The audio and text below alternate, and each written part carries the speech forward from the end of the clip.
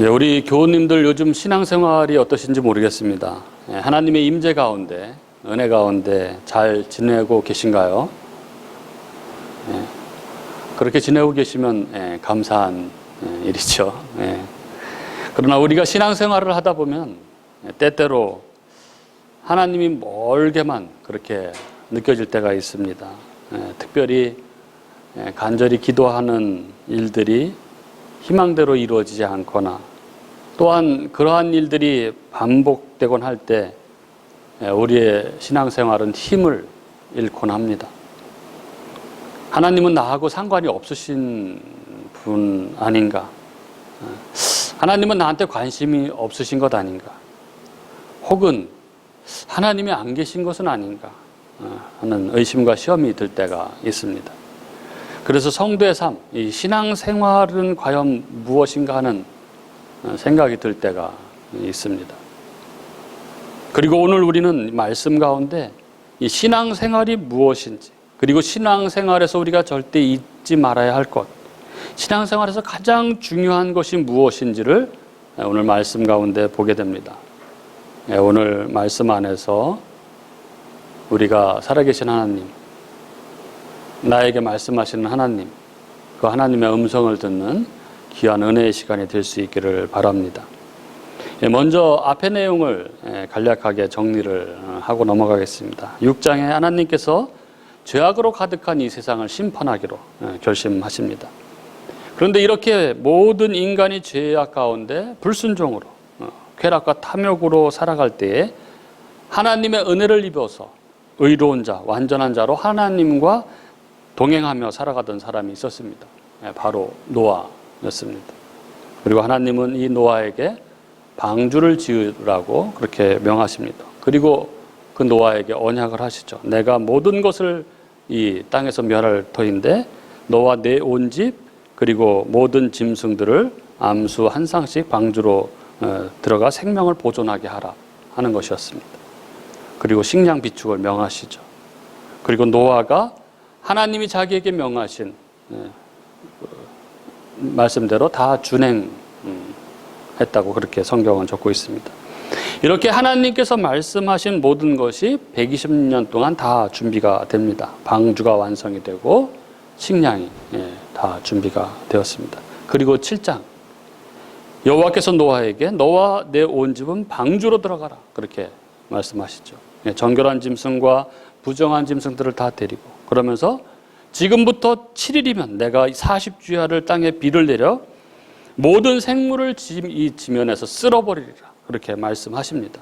그리고 노아는 하나님의 명령을 다 준행합니다. 그렇게 방주로 다 들어가죠. 그리고 7일 후에 홍수가 땅을 덮습니다.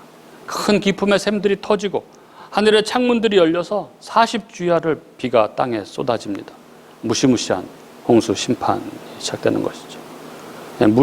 물이 땅에 더욱 넘쳐서 천하의 높은 산들이 다 잠깁니다. 그리고 땅 위에 움직이는 생물이 그래서 다 죽습니다. 새, 가축, 들짐승, 땅에 기는 모든 것들, 그리고 사람 다 죽습니다. 다 죽죠. 노아와 그와 함께 방주에 있던 자들을 남기고 다 죽습니다. 세상의 모든 것들이 다 죽습니다. 그리고 그렇게 물이 150일을 땅에 창일했습니다. 그게 지난 7장까지의 이야기입니다. 그리고 이어지는 것이 오늘 8장이죠. 8장 시작은 보면은 1절에 보면은 하나님이 노아와 그와 함께 방주에 있는 모든 들짐승과 가축을 기억하셨습니다. 그래서 하나님이 바람을 땅 위에 불게 하십니다. 그러자 물이 줄어들기 시작합니다. 그래서 2절부터 5절에 보면 기쁨의 샘과 하늘의 창문이 닫히고 하늘에서 비가 그침에 물이 땅에서 물러가고 점점 물러가서 150일 후에 줄어들고 일곱째 달 곧 그 달 11의 날에 방주가 아라랏산에 머물렀으며 물이 점점 줄어들어 열째 달 곧 그 달 초하룻 날에 산들의 봉우리가 보였더라 이렇게 적고 있습니다. 왜 이렇게 물이 줄어들기 시작했습니까? 물이 줄어들게 한 동인이 무엇인가요? 그것은 바로 1절에 적고 있는 그대로죠. 하나님이 노아와 그와 함께 방주에 있는 모든 들짐승과 가축들을 기억하사입니다. 하나님이 기억하사. 그래서 여기서 하나님이 기억하셨다 할 때 이 기억하사라는 단어가 자카르라는 단어인데, 자카르는 뭔가가 갑자기 생각이 나는 것이 아닙니다. 아, 내가 깜빡 잊고 있었네? 이런 이야기가 아니죠. 자카르는 마음에 아주 또렷이 새겨 항상 마음 깊이 간직하고 있는 것. 이게 자카르입니다. 따라서 본문은 하나님께서 홍수가 계속되는 동안에도 노아와 노아의 가족과 방주 안에 있는 모든 것들을 마음에 새겨 놓으신 것처럼 한시도 잊지 않고 늘 생각하고 계셨다는 것을 말하고 있는 것입니다. 이 하나님의 기억하심, 이것만큼 중요한 것은 없죠. 하나님의 기억하심, 이게 하나님 백성에게 가장 큰 행복이죠. 하나님께 잊혀진 인생만큼 불행한 인생은 없습니다.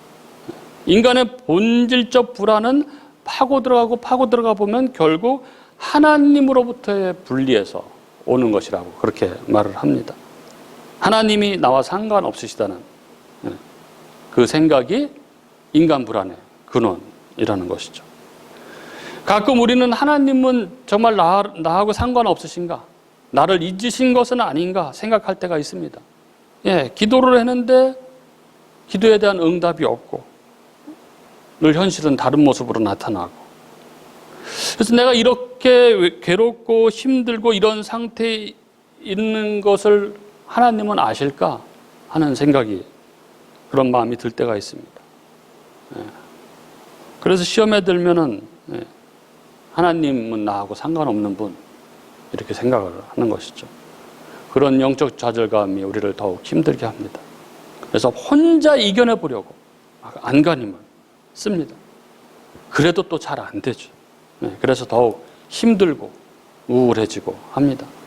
그런데 여기 하나님은 오늘 분명히 말씀하죠. 내가 너를 기억하고 있다. 나는 너를 잊지 않고 있다. 우리 하나님은 당신의 택하신 백성을 결코 한시도 잊지 않으시는 자카르의 하나님이십니다. 방주 안에서의 1년이 넘는 시간, 이 방주 안에서의 생활은 사실 결코 쉬운 생활이 아니었을 것입니다. 모든 것이 제약돼 있고 지루한 반복의 일상이었을 것입니다.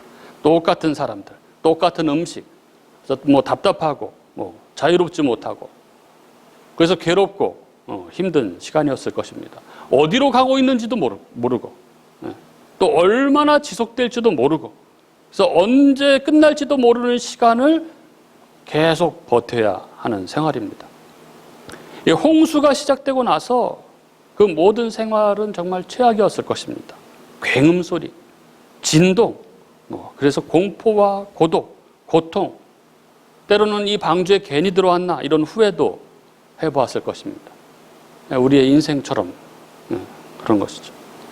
그러나 여러분, 이 상황 속에서도 하나님 백성들에게 중요한 것, 그것은 무엇이냐면 하나님이 기억하고 계시다는 사실을 아는 것입니다.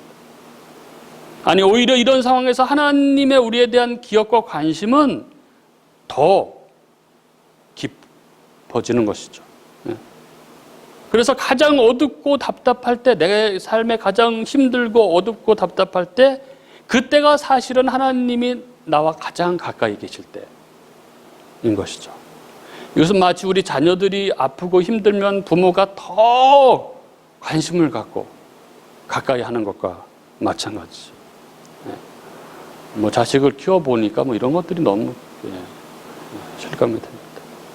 딸이 기분 좋으면 다 기분 좋고, 딸이 힘들고 우울하면 다 우울하고 그렇습니다. 우리가 제대로 하나님을 못 보고 있을 뿐, 우리가 정신 똑바로 차리고 보면 하나님은 언제나 눈동자처럼 우리를 지켜보고 계십니다. 모래 위의 발자국, 이 이야기를 잘 아실 것입니다. 어느 날 한 사람이 꿈을 꾸었습니다. 그 꿈속에서 그는 예수님과 함께 해변을 걷고 있었습니다. 그때 하늘을 스크린 삼아 지나온 그의 삶의 모든 순간들이 영화처럼 펼쳐졌습니다. 모래 위에는 두 사람의 발자국이 있었습니다. 하나는 자기의 것이었고 다른 하나는 주님의 발자국이었습니다. 그는 모래 위에 길게 펼쳐진 그 발자국을 보다가 어느 순간부터 오직 한 사람의 발자국만 있는 것을 보았습니다. 그는 생각해 보니까 그때가 그의 삶에서 가장 절망적이고 가장 그가 힘든 시간이었다는 것을 알았습니다. 그래서 마음이 너무 아파졌던 거죠. 그래서 그는 항의하듯 주님께 따져 묻습니다. 주님, 제가 주님을 따르면 항상 저와 함께 하시겠다고 말씀하지 않으셨나요? 그런데 제 삶에 가장 어렵고 힘든 이 순간에 어떻게 저렇게 한 사람의 발자국밖에 없는 저것은 무엇입니까? 제가 주님을 가장 필요로 할 때 주님은 저를 왜 홀로 두셨나요? 이렇게 항의하듯 따져 물었습니다. 그러자 주님께서 이렇게 대답하셨다고 합니다. 너는 나의 정말 가장 소중한 아이란다. 나는 결코 너를 떠난 적이 없다. 내가 고통과 환난을 당하는 시간에 그 시간에 모래 위에서 한 사람의 발자국만 있는 것은 내가 너를 업고 갔기 때문이란다. 그렇습니다. 하나님은 한 번도 당신 백성을 떠나시는 적이 없으십니다. 한 번도 홀로 내버려 두시는 분이 아니십니다. 그래서 우리의 신음소리, 우리의 억울함, 우리의 아픔, 우리의 외로움, 이 모든 것을 다 아시고 계신 것이죠. 이 하나님이 기억하사, 그래서 하나님이 바람을 땅 위에 불게 하셔서 물이 점점 줄어들게 하시죠. 홍수가 난 지 150일 되던 날, 물이 최고일 때 이 이야기가 나오는 거죠. 그러니까 한없이 계속 이 고통이 계속될 것 같지만 그 최악의 시점에 하나님은 일을 하시기 시작하시는 것입니다. 그렇게 하나님이 그들을 기억하사 바람이 불게 하셔서 물이 줄어들게 하십니다. 그래서 6절 7절에 보면 40일이 지나서 11월 10일이죠. 노아가 방주에 낸 창문을 열고 까마귀를 내놓습니다. 까마귀가 물이 땅에서 마르기까지 날아서 왕래했죠. 그리고 8절 9절 노아가 또 비둘기를 내놓아 지면에서 물이 줄었는지를 알고자 했습니다. 그런데 온 지면에 물이 있어서 비둘기가 발붙일 곳을 찾지 못해서 방주로 되돌아왔죠. 그래서 노아가 손을 내밀어서 비둘기를 방주 안으로 받아들입니다. 그리고 10절 11절 또 7일을 기다려서 다시 비둘기를 방주에서 내놓습니다. 근데 저녁 때에 비둘기가 돌아왔는데 그 잎에 감람나무 새 잎사귀가 있었습니다. 여기 새 잎사귀의 새는 새로 뜯어 신선한 이런 의미입니다. 그러니까 홍수가 끝나고 새로 자라난 나무에서 움튼 신선한 잎사귀를 물고 온 것이죠. 이것을 본 노아는 얼마나 기뻤을까요? 당장 나가고 싶지 않았을까요? 그런데 12절에 보면 또 7일을 기다려 비둘기를 내놓습니다. 그러나 비둘기가 다시는 그에게로 돌아오지 않았습니다. 이제 지면이 다 마른 것이죠. 이제 비둘기가 살 수 있는 상황이 된 것입니다. 그리고 13절 14절 601년 첫째 달 초하루 1월 1일에 땅 위에 물이 거쳤습니다. 노아가 방주 뚜껑을 제치고 보니 지면에 물이 거쳤습니다. 그리고 둘째 달 21의 날 2월 27일 땅이 다 말랐습니다. 이때 방주 안에 오랫동안 갇혀있던 노아와 그의 가족들은 얼마나 기쁘고 즐거웠겠습니까? 아니 그보다도 그들의 마음속에는 방주 밖으로 얼른 나가고 싶은 마음이 가득했을 것입니다. 그러나 그들은 그러지 않았습니다. 움직이지 않았습니다. 이게 바로 노아의 신앙입니다. 노아가 보여주는 믿음의 삶입니다.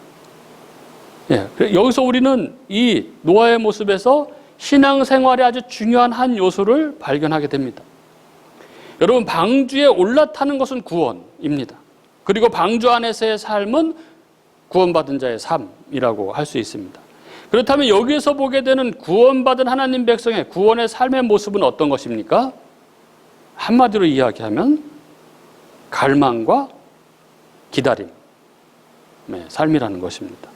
방주에서 들어가서 나오기까지의 시간, 이 방주 안에서의 시간, 그 구원의 삶은 갈망 그리고 기다림의 시간입니다. 신앙생활이 이런 것이죠. 노력하고 또 노력하고 그렇게 갈망하지만 그러나 기다리고 또 기다리는 것입니다. 이런 삶이 때때로는 속이 상하고 바보같이 느껴질 때도 있고 힘이 들 때도 있습니다. 하지만 이 기다림의 시간, 이 시간이 그 마음을 더 간절하게 하고 그 기다림의 시간을 통해서 그 성도의 삶이 더 깊어지고 향기가 배어드는 그런 시간이죠. 이게 인내의 시간입니다. 그래서 이 시간들을 통해서 하나님 백성들, 성도들은 정금같이 그렇게 정결하고 견고해지는 것이죠. 로마서 5장 3절 4절 유명한 말씀이 있죠. 우리가 환난 중에도 즐거워하나니 환난은 인내를, 인내는 연단을, 연단은 소망을 이루는 줄 압니다. 환난을 통해서 우리는 인내를 배웁니다. 이 인내를 통해서 연단되어지는 거죠. 단단해지는 거죠. 이렇게 단단해진 신앙은 소망, 하늘나라에 대한, 주님에 대한 그 소망으로 즐거워하는 삶을 살게 되는 것이죠. 자, 둘째 문단 15절부터 19절. 드디어 하나님이 말씀하십니다. 나오라 말씀하십니다. 하나님이 노아에게 말씀하여 이르시되 17절까지 보면 너는 내 아내와 내 아들들과 내 며느리들과 함께 방주에서 나오고 너와 함께한 모든 혈육 있는 생물 곧 새와 가축과 땅에 기는 모든 것을 이끌어내라. 이것들이 땅에서 생육하고 땅에서 번성하리라 하시매 18절 19절 다 나오죠. 노아도 나왔고 그 아들들과 아내와 며느리들도 함께 나왔고 땅 위의 동물 곧 모든 짐승과 모든 기는 것과 모든 새도 그 종류대로 방주에서 나왔습니다. 노아는 하나님 말씀보다 결코 앞서지 않았습니다.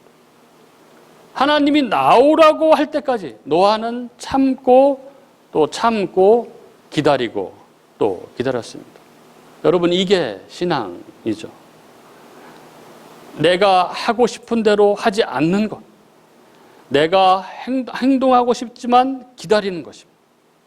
노아는 뚜껑을 열어보고 까마귀를 내보내고 비둘기도 내보내고 하죠. 고개를 들고 내다보기도 합니다. 그러나 나가지 않습니다. 믿음은 이런 것입니다. 함부로 움직이지 않는 것입니다. 내 생각과 내 판단대로 하지 않는 것입니다. 하나님께서 말씀하실 때까지 하나님의 말씀을 따라 움직이는 것입니다. 노아는 하나님의 말씀이 오기까지 움직이지 않았습니다. 그렇습니다. 신앙생활에서 중요한 것, 그것은 성도는 하나님의 말씀을 의지해야 한다는 것입니다. 하나님의 말씀과 분리된 성도의 삶은 이건 어울리지 않는 거죠. 부조하죠. 모순입니다. 그래서 종교개혁자 칼빈은 기독교 강의에서 신앙을 하나님 말씀과 분리시켜 생각할 수 없다 이렇게 아주 강하게 말합니다. 마치 태양의 광선을 태양 자체로부터 분리할 수 없는 것과 마찬가지라고 말을 합니다. 이것이 의미하는 바는 신앙은 그리스도께 의지하는 것을 의미하는 것이죠. 왜냐하면 그리스도는 하나님의 말씀이기 때문에 그렇습니다. 언제나 우리는 성경을 통하여 그리스도를 만납니다. 말씀이신 그리스도가 발견되는 장소는 항상 성경 아닙니다. 이러한 사실을 감동적으로 보여주는 두 가지 에피소드가 누가복음에 나옵니다. 하나는 예수님께서 12살 되던 해에 예수님의 부모가 그를 데리고 예루살렘에 올라가셨다가 예수님을 잃어버리는 그 사건이고, 또 다른 하나는 누가복음 마지막 부분에 예수께서 십자가에서 죽음을 당하셨다는 소식을 접한 후 낙심해서 고향 엠마오로 내려가던 두 제자에 관한 에피소드가 바로 그것입니다. 12살 된 예수를 잃어버린 그의 아버지와 어머니 요셉과 마리아의 이 이야기는 너무나 사실은 생각해보면 코믹한 이야기가 아닐 수 없습니다. 도대체 자녀가 몇 명이나 된다고 그 아들을 잃어버린 것을 모르고, 예. 그것도 하루길을 간 후에 그 아들을, 또 큰 아들을 잃어버렸다는 것을 알게 되었다니, 이 뭐 우스꽝스러운 이야기죠. 근데 그들은 그 잃어버린 아들을 결국 3일 만에 찾게 되는데 어디서 찾습니까? 성전에서 찾습니다. 그것도 유대학자들과 선생들과 성경에 대해서 토론하고 있는 예수를 발견합니다. 한편 누가복음 마지막 부분에는 엠마오로 내려가던 낙심한 두 제자에 관한 이야기가 실려 있습니다. 그들은 행인을 가장한 이 부활하신 예수를 만났지만 알아보지 못합니다. 그러나 그들은 얼마 후 예수님을 알아보게 되죠. 언제 그들이 부활하신 예수님을 알게 됩니까? 그들이 이렇게 고백하죠. 그가, 부활하신 예수가 성경을 풀어줄 때에 마음이 뜨겁지 아니하더냐, 이렇게 말합니다. 이 두 가지 에피소드가 제시하고 있는 공통적 질문이 있습니다. 그것은 그리스도는 어디에서 발견되는가 하는 것입니다.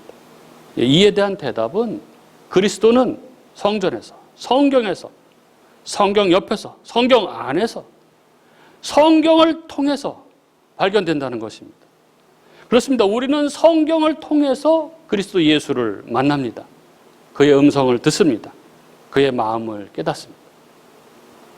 그러나 이 말이 우리가 매일 성경을 붙들고 있어야 된다는 그런 의미가 아니라 우리의 신앙은 말씀이신 그리스도와 또 다른 말씀인 성경 안에 기대고 있어야 한다는 것을 의미하는 것이죠. 그렇게 말씀에 기대어 사는 것, 그게 신앙생활입니다. 그리고 그렇게 말씀에 기대어 살아갈 때에 우리 주님은 그 능하신 손으로 우리의 발길을 붙드셔서 그의 선하신 길로 인도해 가시는 것입니다. 이제 마지막 문단 20절부터 보겠습니다. 20절에 노아가 여호와께 제단을 쌓고 모든 정결한 짐승과 모든 정결한 새 중에서 제물을 취하여 번제로 제단에 드렸더니, 노아는 정확히 1년 17일 만에 방주에서 나왔습니다.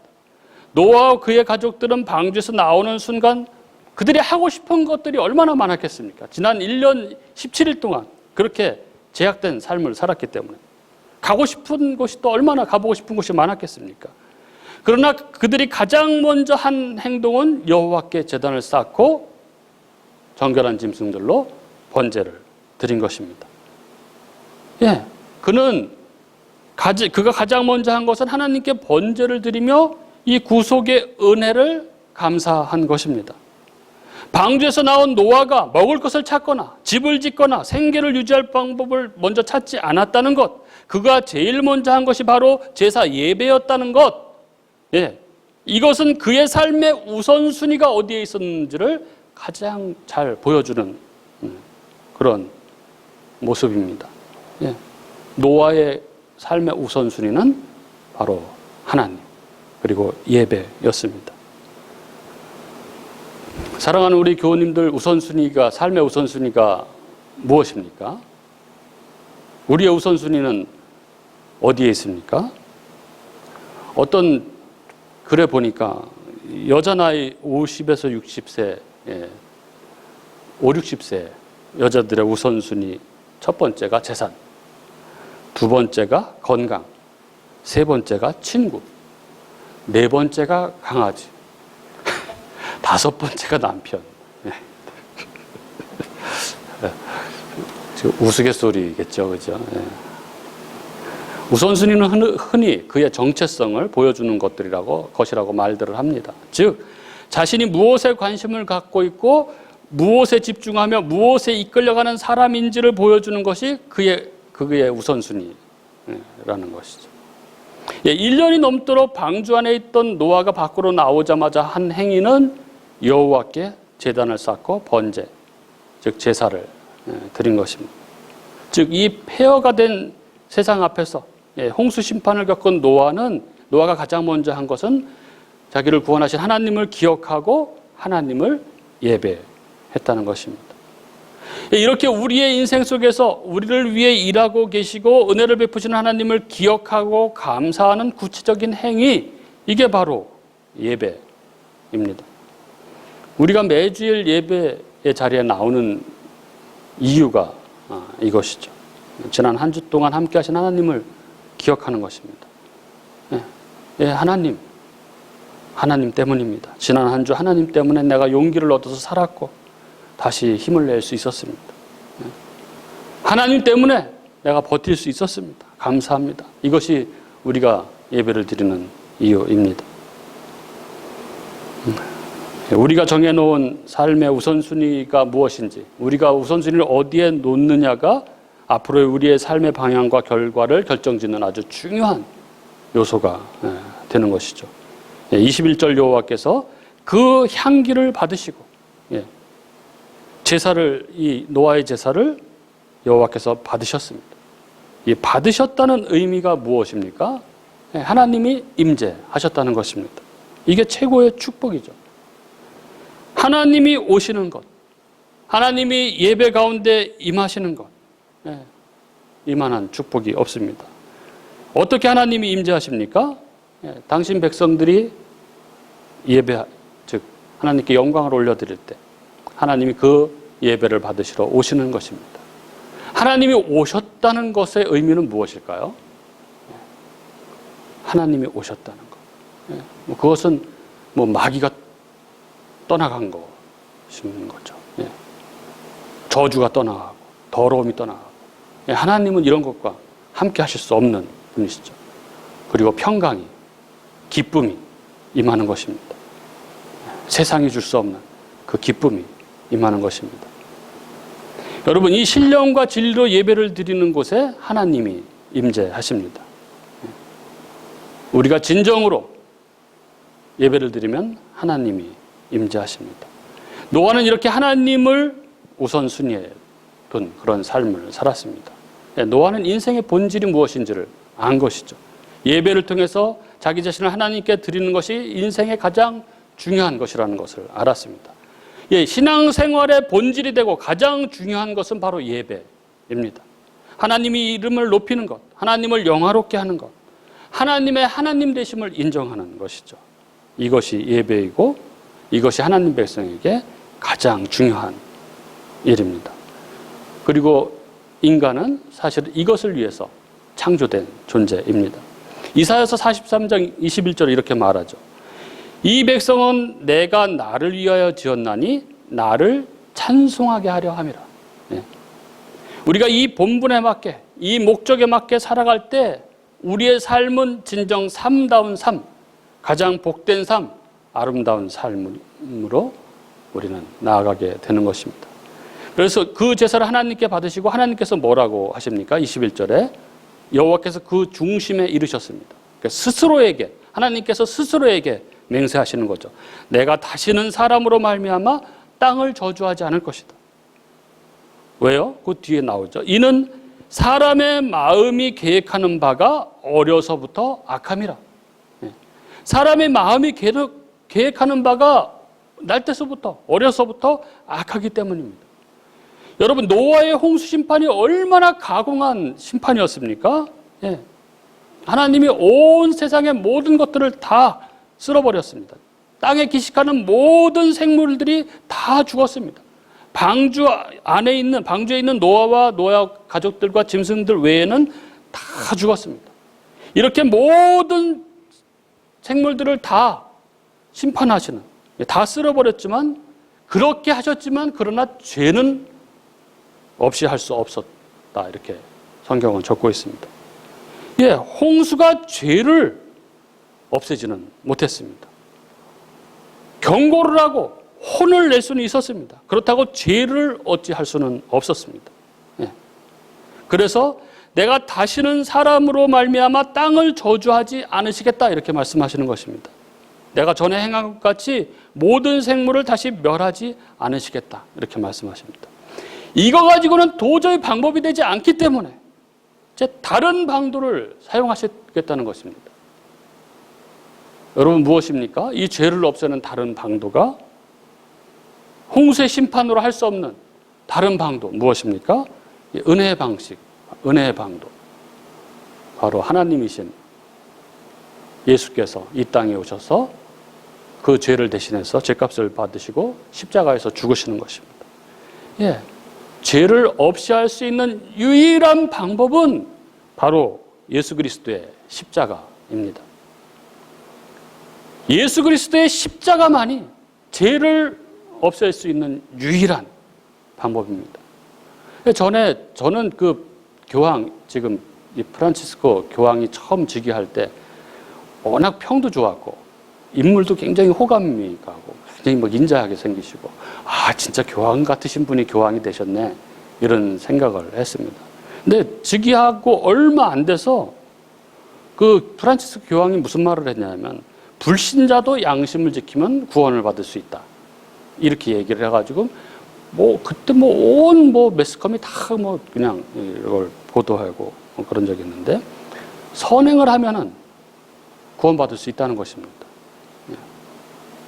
그러나 성경은 분명히 말합니다. 예수 그리스도 외에, 예수의 피 외에, 십자가 외에 구원받을 다른 방법이 없다. 예수라는 이름 외에 구원받을 다른 이름을 주신 적이 없다. 성경은 분명히 이야기합니다. 우리는 노아 홍수를 통해서 우리는 분명히 볼 수 있어야 합니다. 유일한 구원자는 바로 예수 그리스도라는 것을. 그게 바로 성경이 이야기하는 진리입니다. 성경은 이것을 창세기 1장서부터 계속해서 이야기하고 반복하고 또 반복하고 우리의 죄를 없게 할 수 있는 유일한 구원자는 오직 예수밖에 없다는 것을 이곳에서 저곳에서 계속해서 반복하고 이야기합니다. 우리를 죄로부터 구원할 유일한 구원자는 오직 예수뿐입니다. 그리고 22절 땅이 있을 동안에는 이렇게 적고 있습니다. 이 땅은 일시적이라는 것이죠. 없어질 때가 있다는 것입니다. 반드시 최후의 날은 있다는 것입니다. 주님은 약속대로 반드시 오실 것입니다. 그리고 그때까지는 심음과 거듭과 추위와 더위와 여름과 겨울과 낮과 밤이 쉬지 아니하리라. 하나님께서 자연 법칙대로 운영을 하실 것입니다. 그러나 어느 날 땅이 없어지는 날이 오는 것이죠. 도적같이 주님께서 임하실 것입니다. 그리고 선악간에 모든 것들을 심판하실 것입니다. 사랑하는 우리 교우 여러분, 그때까지 우리는 믿음의 삶을 살아가야 합니다. 죄악으로 가득한 이 세상에서 휩쓸려 떠내려가지 않고 우리를 기억하사 우리를 눈동자처럼 지키시는 그 주님을 우리가 바라보며 그 주님의 나라를 갈망하며 이 험한 세상 때로는 아프고 힘들고 그렇지만 그 가운데서 인내하고 또 인내하며 오직 하나님 말씀에 반응하며 내 삶의 가장 우선순위를 예배에 두며 그렇게 믿음으로 살아가서 마지막 날 주님 품에 안기는 저와 여러분이 될 수 있기를 주의 이름으로 축복합니다.